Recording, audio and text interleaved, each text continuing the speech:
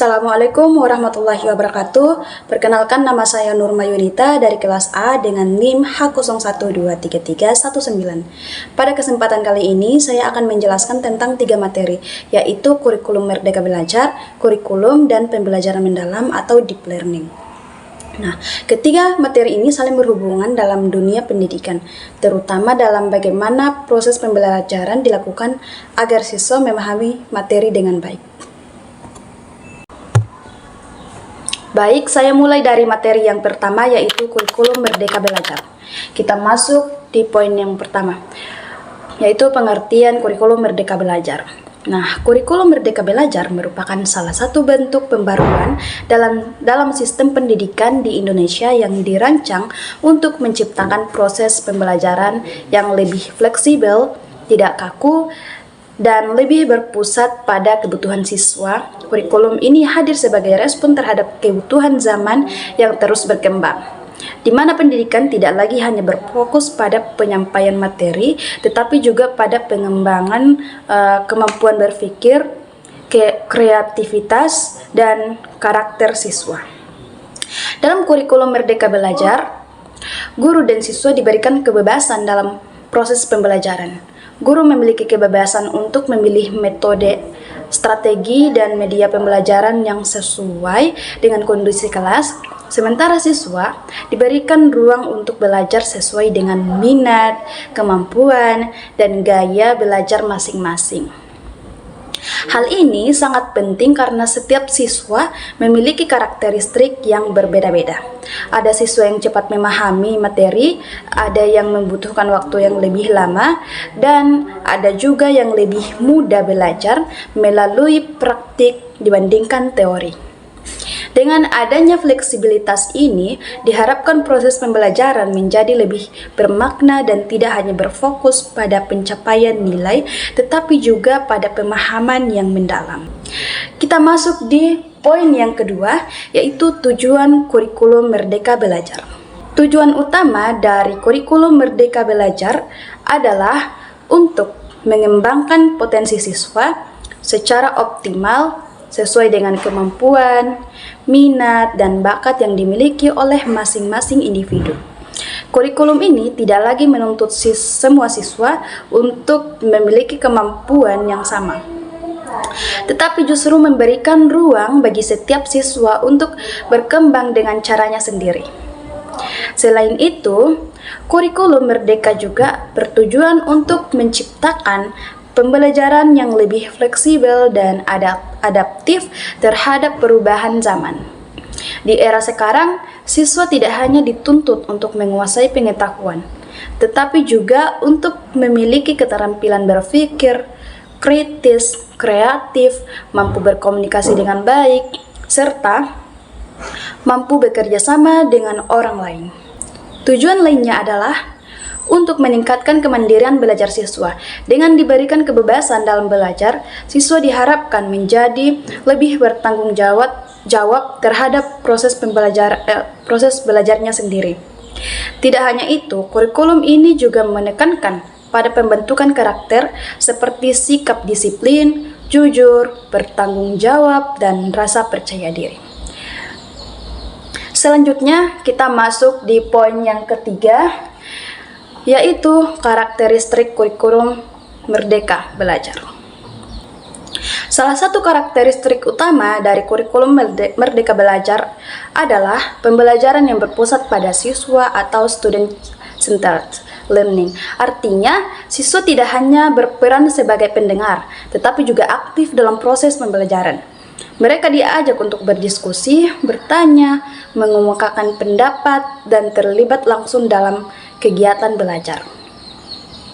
Selain itu, materi yang diajarkan dalam kurikulum Merdeka lebih disederhanakan, namun tetap fokus pada konsep-konsep inti atau esensial. Tujuannya agar siswa tidak hanya mempelajari banyak materi, tetapi benar-benar memahami inti dari apa yang dipelajari. Dengan begitu, pembelajaran menjadi lebih mendalam dan tidak sekedar hafalan. Karakteristik lainnya adalah pembelajaran yang kontekstual, yaitu materi dikaitkan dengan kehidupan sehari-hari siswa. Hal ini membuat siswa lebih mudah memahami pembelajaran karena mereka bisa melihat langsung manfaat dari apa yang mereka pelajari. Selain itu, kurikulum Merdeka juga mendorong penggunaan berbagai metode pembelajaran yang inovatif dan menyenangkan, sehingga suasana belajar menjadi lebih hidup dan tidak membosankan. Selanjutnya, kita masuk di poin keempat, yaitu prinsip kurikulum Merdeka Belajar. Dalam pelaksanaannya, kurikulum Merdeka memiliki beberapa prinsip penting yang menjadi dasar dalam proses pembelajaran. Salah satunya adalah pembelajaran yang disesuaikan dengan tahap perkembangan siswa. Artinya, materi dan metode pembelajaran harus sesuai dengan usia dan kemampuan siswa, sehingga mereka dapat memahami pembelajaran dengan baik. Prinsip ini adalah fokus pada pemahaman, bukan sekedar hafalan. Dalam kurikulum Merdeka, siswa tidak hanya diminta untuk mengingat informasi, tetapi juga memahami, menganalisis, dan mampu menerapkan pengetahuan tersebut. Nah, dalam kehidupan sehari-hari, selain itu, kurikulum Merdeka juga memberikan ruang bagi siswa untuk bereksplorasi dan berkreasi. Siswa didorong untuk mencoba hal-hal baru, mengembangkan ide, dan mengekspresikan diri mereka. Hal ini bertujuan untuk menumbuhkan kreativitas dan rasa percaya diri siswa.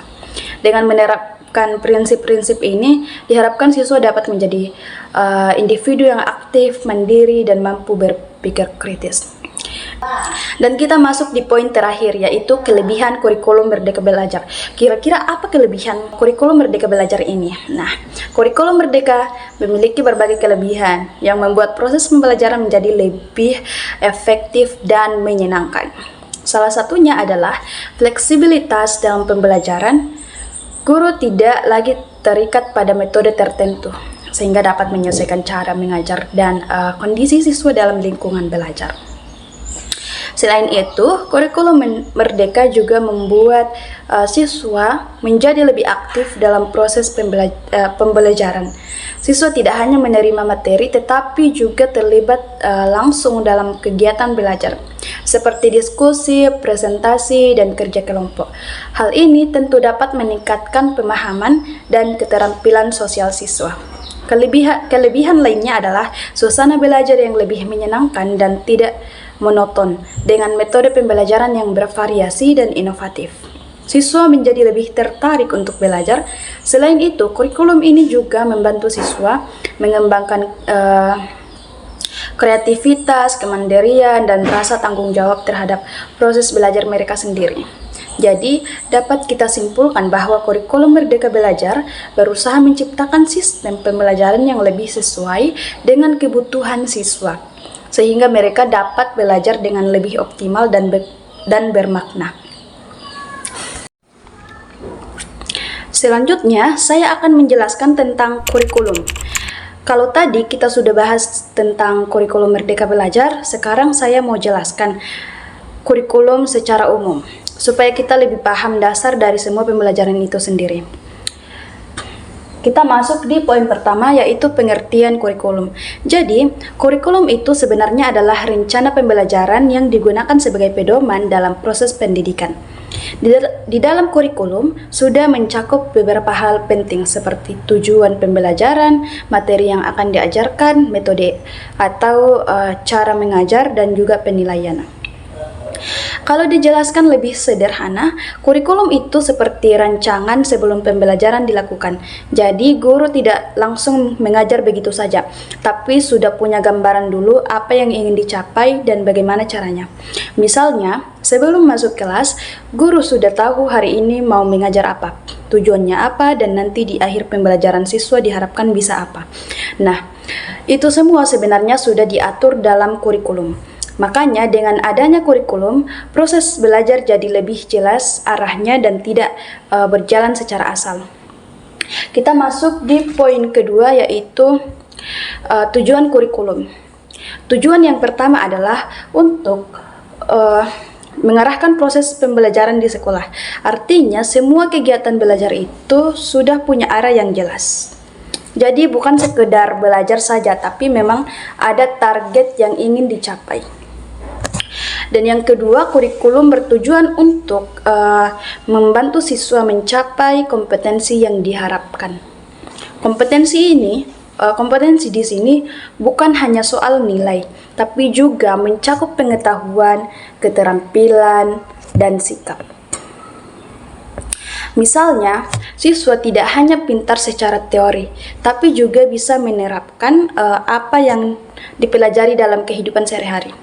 Nah, tujuan yang ketiga adalah menjadi pedoman bagi guru dalam mengajar. Jadi guru itu punya acuan, tidak mengajar secara sembarangan, tapi mengikuti rencana yang sudah disusun dalam kurikulum. Dengan begitu pembelajaran jadi lebih terstruktur dan terarah. Selanjutnya kita masuk di poin ketiga, yaitu komponen kurikulum. Di dalam kurikulum itu ada beberapa komponen yang saling berkaitan dan tidak bisa dipisahkan. Yang pertama adalah tujuan pembelajaran. Ini penting banget karena menjadi arah utama dari pembelajaran. Jadi sebelum belajar dimulai harus jelas dulu apa yang ingin dicapai. Dan yang kedua adalah materi atau isi pelajaran.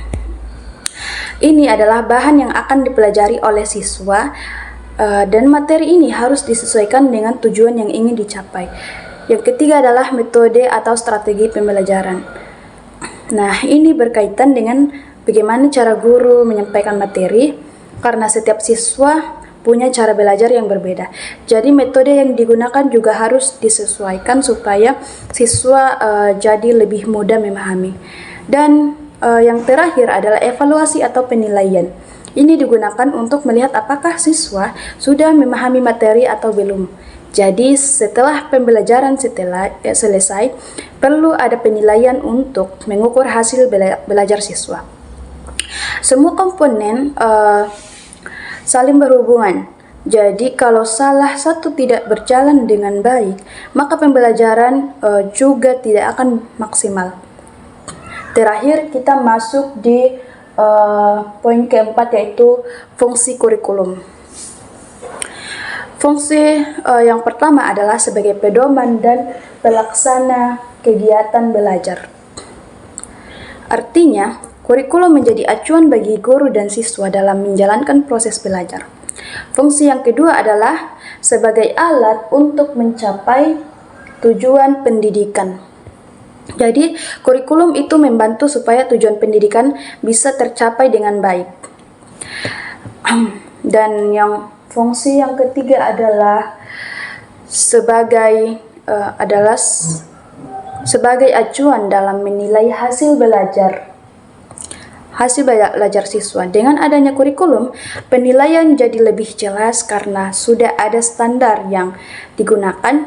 Jadi dari penjelasan ini, kita bisa memahami bahwa kurikulum itu sangat penting dalam dunia pendidikan. Karena semua proses pembelajaran sebenarnya berawal dari kurikulum.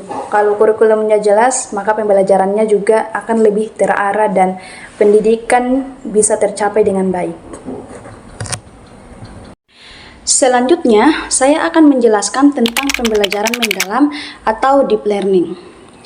Kalau kita dengar istilah ini mungkin terdengar agak sulit, tapi sebenarnya konsepnya cukup sederhana dan sangat penting dalam proses pembelajaran. Jadi, pembelajaran mendalam adalah pembelajaran yang menekankan pada pemahaman konsep secara lebih mendalam. Artinya, siswa tidak hanya menghafal materi, tetapi benar-benar memahami, mengerti, dan mampu menerapkannya dalam kehidupan sehari-hari.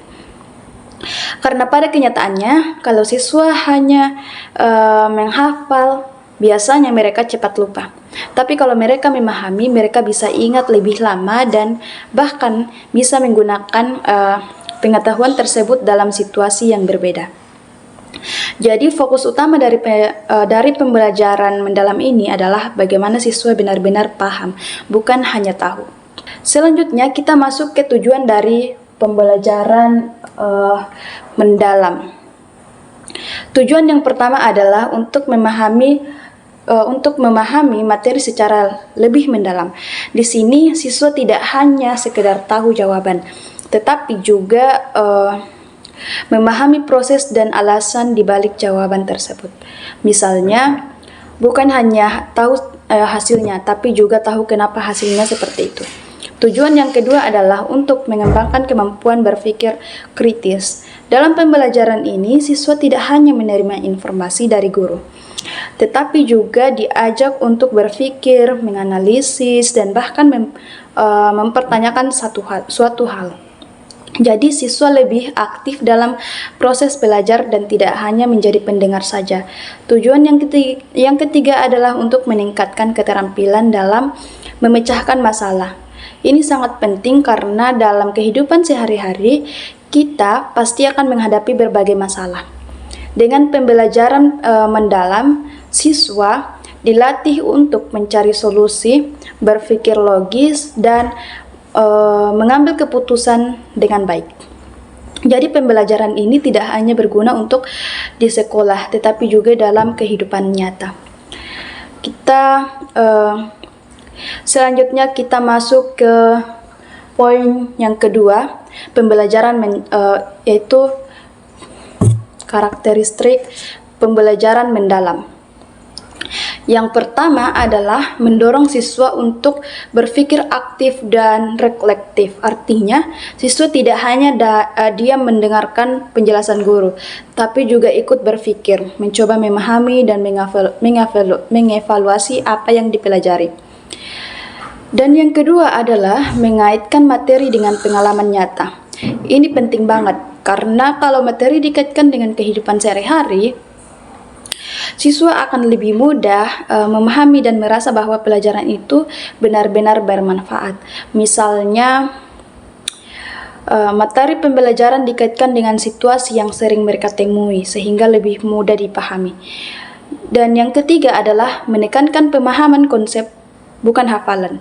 Jadi, siswa tidak dituntut untuk menghafal banyak hal, tetapi lebih fokus pada pemahaman inti dari materi tersebut. Dan yang terakhir adalah pembelajaran bersifat bermakna. Artinya, apa yang dipelajari tidak hanya sekedar lewat, tetapi benar-benar dipahami dan bisa digunakan dalam kehidupan sehari-hari. Dengan begitu, pembelajaran menjadi lebih terasa manfaatnya bagi siswa. Selanjutnya, kita masuk ke poin ketiga, yaitu pendekatan dalam pembelajaran mendalam. Pendekatan yang pertama adalah meaningful learning atau pembelajaran bermakna. Dalam pendekatan ini, siswa belajar dengan memahami makna dari materi yang dipelajari, bukan hanya menghafal. Jadi siswa benar-benar tahu kenapa mereka mempelajari sesuatu. Pendekatan yang kedua adalah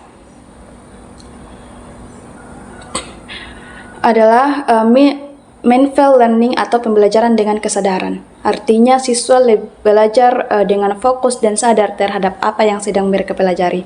Jadi tidak sekedar ikut-ikutan, tapi benar-benar memahami prosesnya. Pendekatan yang ketiga adalah joyful learning atau pembelajaran yang menyenangkan. Kalau suasana belajar menyenangkan, siswa biasanya lebih semangat, lebih aktif, dan lebih mudah memahami materi. Jadi pembelajaran tidak terasa membosankan. Dan kita masuk di poin yang terakhir, yaitu metode pembelajaran mendalam. Metode yang pertama yaitu diskusi kelompok. Dengan diskusi, siswa bisa saling bertukar pendapat, berbagai pemahaman, dan melihat suatu masalah dari berbagai sudut pandang. Metode yang kedua, problem solving atau pemecahan masalah. Nah, dalam metode ini, siswa diberikan suatu masalah, lalu mereka diminta untuk mencari solusi. Jadi, siswa dilatih untuk berpikir dan tidak hanya menerima jawaban dari guru. Metode yang ketiga adalah project adalah project based learning, pembelajaran berbasis project. Atau di sini siswa belajar melalui proyek atau tugas tertentu sehingga mereka bisa langsung mempraktikkan apa yang dipelajari. Ini membuat pembelajaran menjadi lebih nyata dan tidak hanya teori. Dan metode yang terakhir adalah inquiry learning atau pembelajaran berbasis penyelidikan. Artinya, siswa mencari dan menemukan sendiri informasi yang mereka butuhkan. Dengan cara ini, siswa menjadi lebih aktif dan lebih memahami materi karena mereka menemukan sendiri jawabannya. Nah, jadi dari penjelasan ini bisa kita pahami bahwa pembelajaran mendalam itu sangat penting dalam proses pendidikan. Karena dengan pembelajaran ini, siswa tidak hanya menghafal tetapi benar-benar memahami, berpikir kritis dan mampu memecahkan masalah. Sehingga apa yang dipelajari tidak hanya berguna di sekolah, tetapi juga dalam kehidupan sehari-hari. Baik, mungkin itu saja yang bisa saya sampaikan dari materi mind mapping saya. Saya akhiri, wabillahi taufiq wal hidayah. Wassalamualaikum warahmatullahi wabarakatuh.